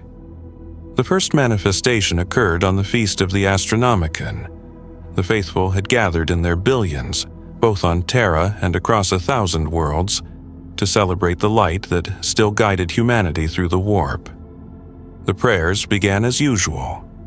A synchronized chant transmitted through every Vox channel in the Imperium. I stood among the crowd outside the ecclesiarchal palace, the sound like an ocean of faith rolling through the smog. Then, in the midst of the chanting, the sky split open. At first, it was only light, a radiance so intense it burned through the haze, turning every shadow to dust. But then the light began to move, forming patterns across the heavens, shapes too vast to comprehend. Some saw wings, others saw eyes. Some fell to their knees, convinced they beheld angels. Others screamed, clutching their heads as the radiance filled their minds with voices. For me, it was neither vision nor sound, but memory. I saw the Emperor as he had been, upon the battlefield, sword raised, eyes filled with that impossible fire that was not yet godhood but something close. And then, beneath that image, another, the Emperor as he was now, bound to the throne, unending, enduring, burning. The two selves collided in my mind like worlds meeting in silence. Across the plaza, the statues of saints began to crumble, their stone faces splitting as if unable to bear witness. The Voxnet filled with static that sounded almost like weeping. The light reached its zenith, and for one impossible moment I heard a voice, not in my head, but in the world itself. It came from everywhere and nowhere, soft and infinite, I remember. The light vanished, the sky darkened. The crowd fell silent. Many dropped where they stood, some dead, some catatonic. Those who lived stared upward, their eyes glowing faintly gold. The priests called it a miracle.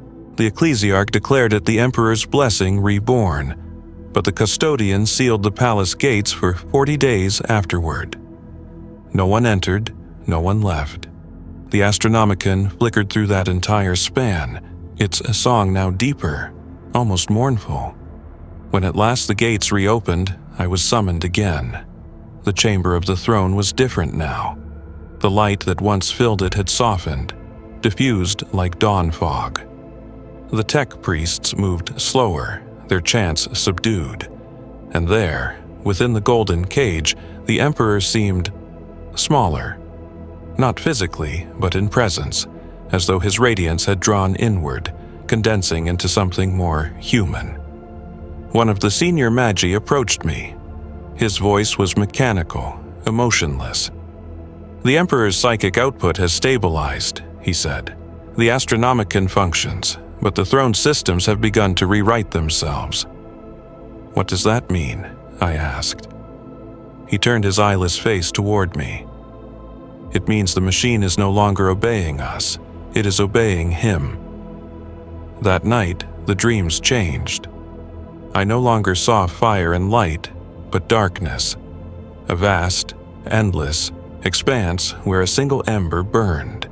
The voice came again, quieter now, almost weary. "They made me eternal," he said. "But eternity is not mercy.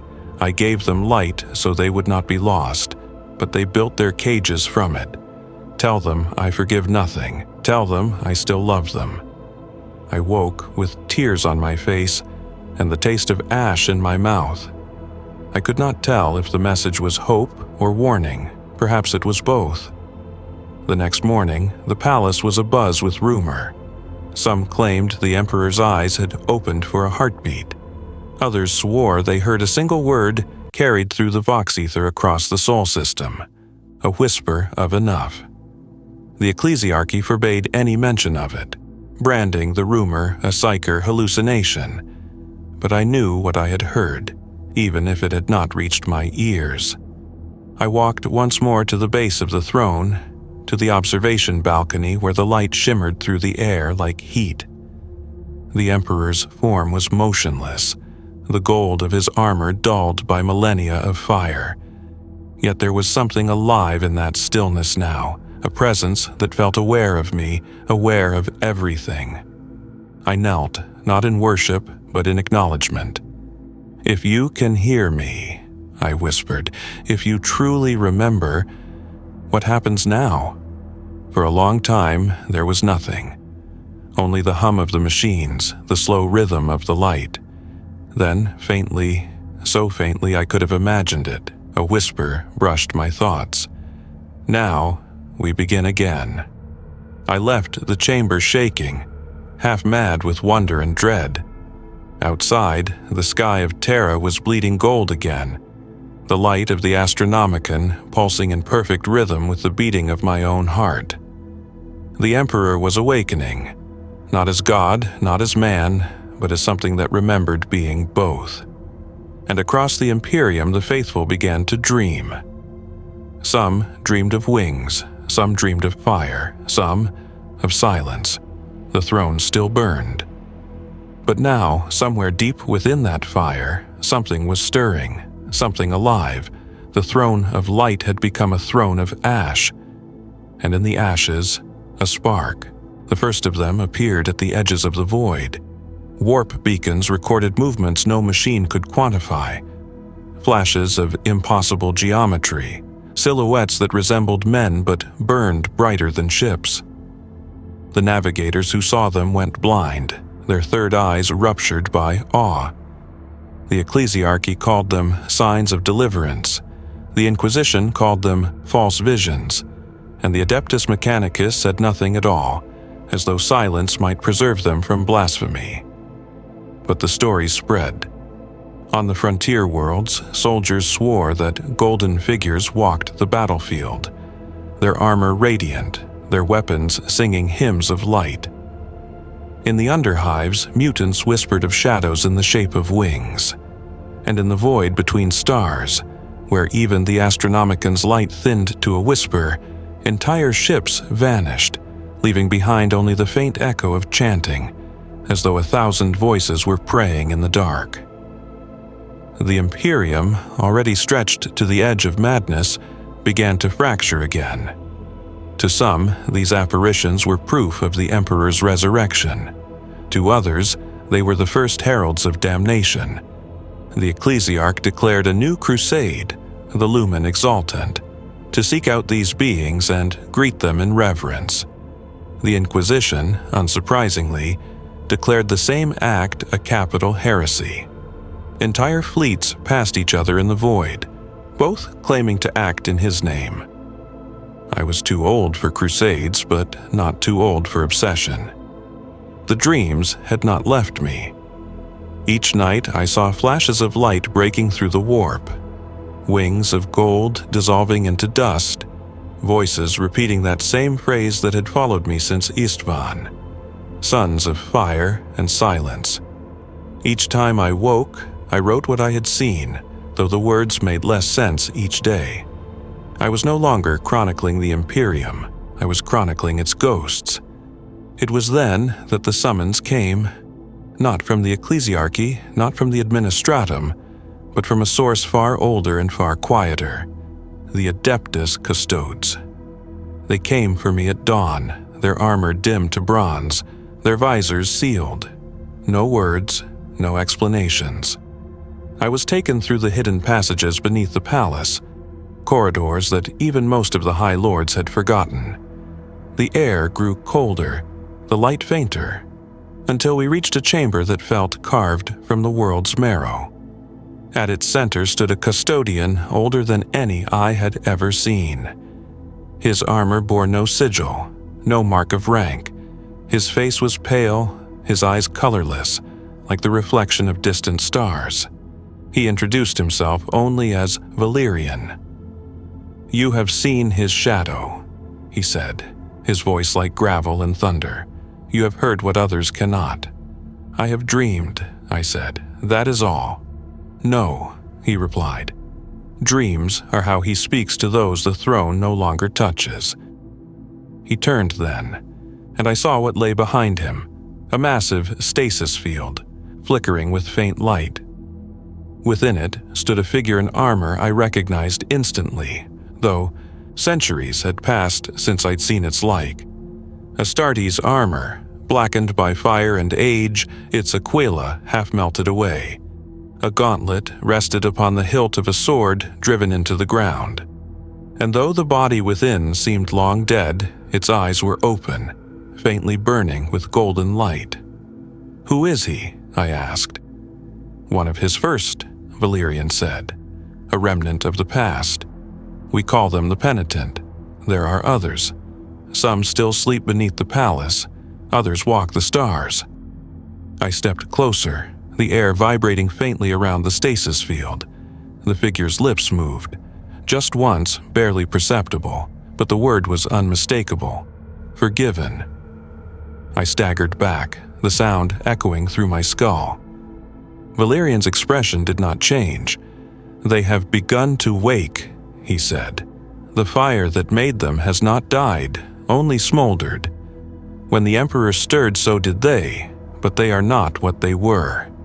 They are not his angels of death anymore. They are something else."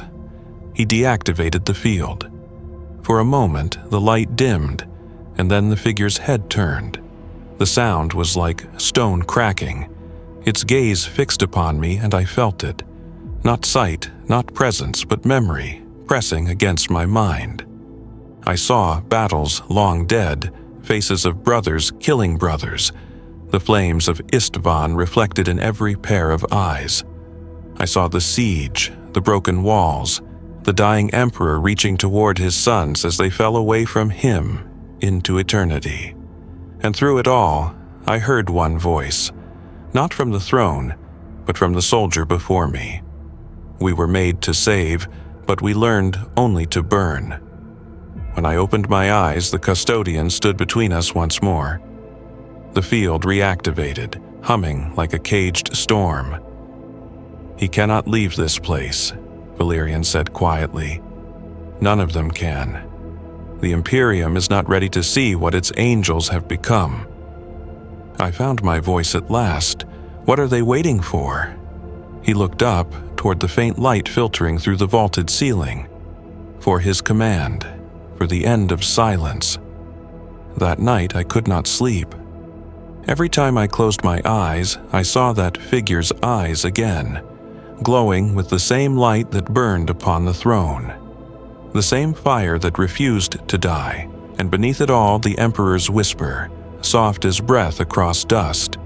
When the light fails, they will rise again. The meaning of it haunted me. The Imperium had been built upon obedience, upon faith without understanding.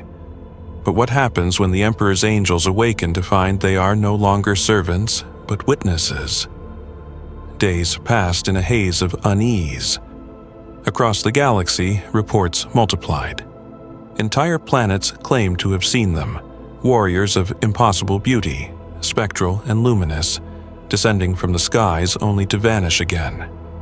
The Ordo Hereticus ordered exterminations of any who spoke of them. But the sightings spread faster than death could silence them. The people had given them a name whispered through the shadows of shrine worlds and starships, alike, the Returning. Some said they were the Lost Legions reborn. Others swore they were fragments of the Emperor's own soul, walking the stars to gather the faithful. But those who survived an encounter spoke of something far stranger. Beings that carried both agony and compassion, who wept as they fought, who left behind no corpses, only ash that glowed faintly in the dark. And wherever they appeared, silence followed. No transmissions, no survivors, no sound, only the echo of wings. I knew then that the question the Emperor had once whispered, "Why?" had begun to answer itself. Humanity had mistaken worship for love, obedience for faith, and now its angels were returning to show it the cost. It was not long before Terra itself began to dream of them. Pilgrims arriving from the void spoke of visions that plagued their ship's passage. Armored forms of fire seen walking the surface of dying stars, vast wings unfolding through the warp's storms like sails of molten glass. They said the angels sang, but their song was wrong. It bent the air, turned the navigator's bones to dust. To the Ecclesiarchy it was prophecy. To the Inquisition, contagion. To me, it was memory made flesh. The first verified manifestation came during the siege of Cypra Mundi. The world had been under assault by heretic fleets for nearly a year, its defenders down to their last orbital batteries. Then, without warning, every enemy ship in the system went silent. The next transmission from the surface spoke of fire descending from the heavens, of men falling to their knees, of voices saying only one phrase before the lines went dead: "He has remembered you." When the relief fleets arrived, there was nothing left. No wreckage, no corpses, only vitrified soil stretching for leagues, and the faintest echo of music in the atmosphere, detectable only to the deaf. The Administratum refused to publish the reports. The Ecclesiarchy declared the world sanctified. The Inquisition purged both crews who carried the data, erasing every record of the event. But word, like faith, cannot be killed. The legend spread faster than truth. By then, my days were numbered. My body was frail, my lungs failing under the pollution of Terra's endless devotion. Yet, I could not rest. I needed to understand what these apparitions were. Miracles, weapons, or something far worse. So I returned to the custodian's vaults beneath the palace, to Valerian and his silent chambers. He received me without surprise, as if he had known I would come. "You've felt them," he said. I nodded. "Every night." "The Emperor's light stirs across the void," he said. "But not as it once did. The warp bends beneath his memory. The angels you see are not sent, they are called. Fragments of his will, breaking through the veil, searching for what was lost." "What was lost?" He paused, his gaze distant. "Us." I did not understand then, but I do now. Humanity had built its empire on distance, from the divine, from each other, from the truth of what it meant to exist beneath his gaze. For 10,000 years we worshipped a God who never spoke. Now, his silence had begun to unravel, and his memory, our memory, was taking form. Valerian led me deeper into the vaults. The air grew dense, heavy with ozone and incense. Ahead, I saw figures in stasis, scores of them, each encased in amber light. Some wore the armor of long-dead legions. Others bore no insignia at all, their faces serene and unreadable. Yet each one glowed faintly, pulsing with the same golden rhythm as the Astronomicon itself. "They are echoes," Valerian said. "The Emperor's dreams given shape. When he remembers one of his sons, this happens." He placed his gauntleted hand upon one of the sarcophagi. The figure within, a warrior clad in white and gold, opened its eyes. The air trembled. For an instant, I felt that same warmth I had known during the old days of the Crusade, when the Astartes were still saviors, not martyrs. Then the light faded, and the figure slept again. Valerian's expression hardened. The first to awaken will not understand mercy. They remember only fire. "Then why not stop it?" I asked. "Seal this place, destroy them." He turned to me, and for the first time I saw sorrow in his eyes. "We cannot destroy what we were made to serve." Later, alone in my quarters, I found myself writing words that were not mine.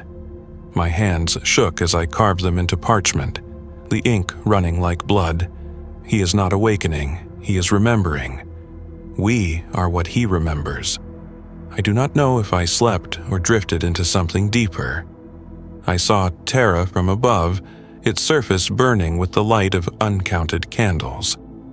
Then I saw that light rise into the void, scattering like embers into the black. Each spark became an angel, some of gold, some of ash, some half-formed and trembling. They moved through the warp like memories through the mind of a dying god, seeking something lost and beloved. And then, in the distance, a voice. Not his this time, but theirs, countless and unified. "We remember you, Father. Forgive us." The vision shattered. I awoke, gasping, tears on my face. For a moment, I thought I heard the same words echoing through the corridors of the palace. Later, I learned that across Terra, millions had spoken those words in their sleep. Vox channels flooded with whispers in unison. The custodians sealed the imperial sanctum for 3 days. The Ecclesiarchy declared it a miracle, the chorus of reclamation. But I knew better. It was not a miracle. It was recognition. The angels were not coming for us. They were coming from us. They were the memory of what humanity had been before it built its faith into chains. Our hope, our wrath, our despair, given form by the Emperor's will.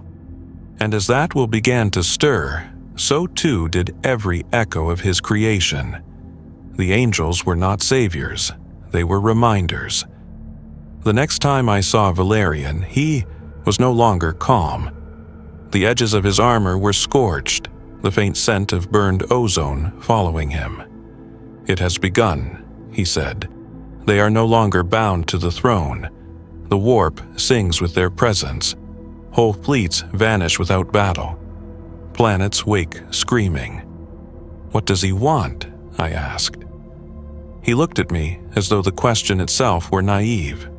What every father wants, to see what his children have become. Then he left me there, the sound of his footsteps fading into the labyrinth's dark. I sat for hours, listening to the slow rhythm of the machines, the whisper of prayers above, the pulse of the Astronomicon beyond the stone. I could feel it changing. The light that once guided had become unsteady, trembling, as if the very soul of the Imperium was preparing to look upon itself for the first time in 10,000 years. And in that trembling, I heard it again. The Emperor's voice, faint but unmistakable, carried through the marrow of the world. I remember you, but do you remember me? The final days came quietly, no thunder, no proclamation, only the slow unraveling of what had always been inevitable.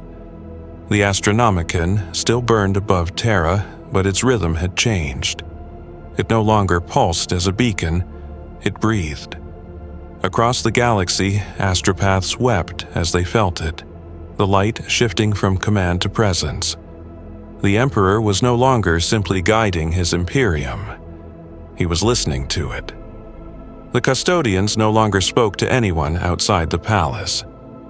The Ecclesiarchy declared endless vigils. Every world was ordered to pray without ceasing. Even the Mechanicum fell silent, their forges stilled, their hymns replaced by a single phrase carried across the Vox in binary tone. The pattern is changing. I felt it in my bones before I saw it. The quiet that precedes revelation. The hush that fills the air before the first note of a requiem. Sleep had become impossible. My dreams were no longer visions, but memories not my own. The Emperor walking through the battlefields of Ulanor. The first time he saw his sons gathered together beneath the banners of unity.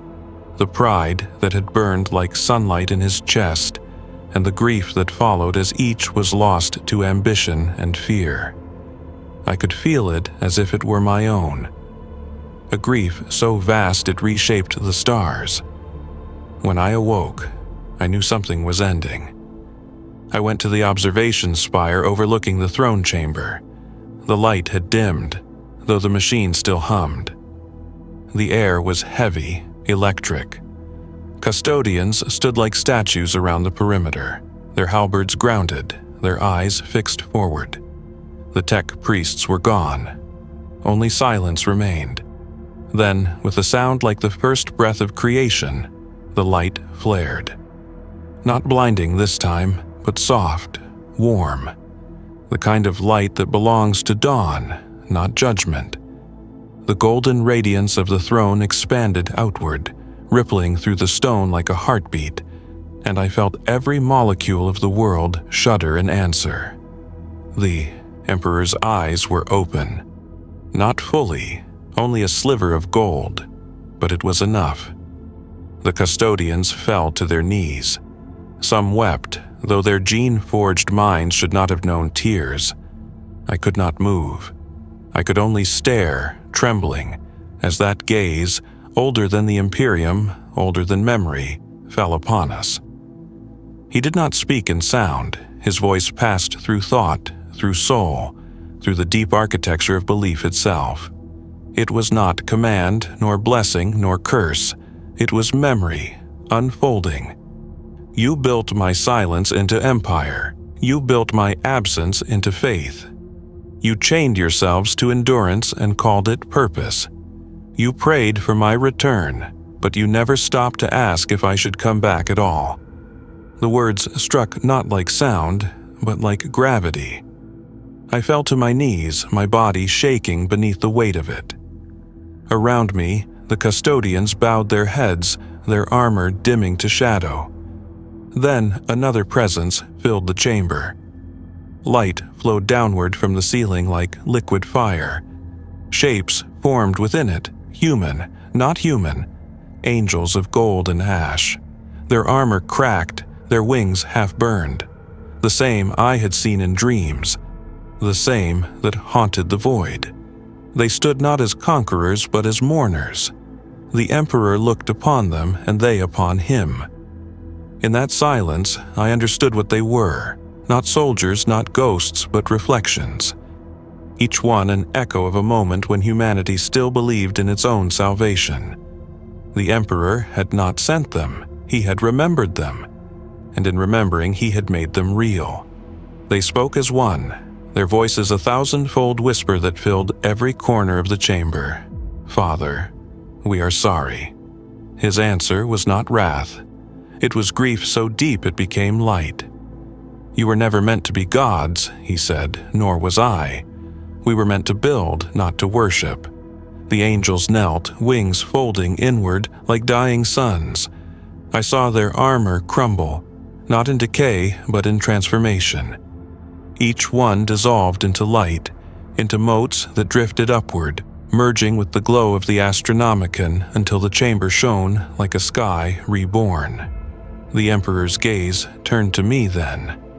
I could not bear it, yet I could not look away. I felt the memories flood me, the Great Crusade, the heresy, the siege, every battle and loss and prayer that had shaped 10,000 years of survival. And beneath it all, one simple truth pulsed through every image. Humanity was never meant to endure through worship, but through remembrance. I tried to speak, to ask what would come next, but my voice broke. He answered anyway. Tell them the angels were never their punishment. Tell them they were their reflection. Tell them they still have a choice. The light receded then, folding back into the throne. The hum steadied. The Emperor's eyes closed once more, but something had changed, something irrevocable. The Astronomicon pulsed brighter, steadier, alive in a way it had not been for millennia. The custodians rose without a word. Some looked shaken, others radiant. They knew, as I did, that what had happened was not a miracle. It was a remembering. I walked out into the light of Terra's dawn. The sky was filled with the glow of countless ships preparing for departure, their hulls gleaming gold in the morning haze. Across the Vox, one message was being broadcast across every channel, every world, every soul. He remembers. I sat upon the marble steps outside the palace, the air thick with incense and dust. Pilgrims passed me, their faces turned upward in reverent wonder. None of them knew what had truly happened. None of them needed to. Above us, the Astronomicon burned. No longer a cry of pain, but a song of endurance. The angels were gone. Or perhaps they had never left at all. Perhaps they were within us now, in every act of courage, in every whispered prayer that was not obedience but hope. The silence that once haunted the Imperium was gone, replaced by something deeper, more human. The Emperor still sat upon his throne. The galaxy still burned. But for the first time in 10,000 years, it burned not only from fear, but from memory.